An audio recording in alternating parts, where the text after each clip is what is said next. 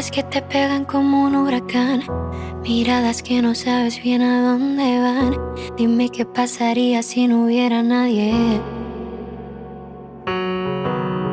Siguiendo mi camino yo sé a dónde voy, sintiéndome insegura y aunque no lo soy, no ver tus intenciones me hace vulnerable.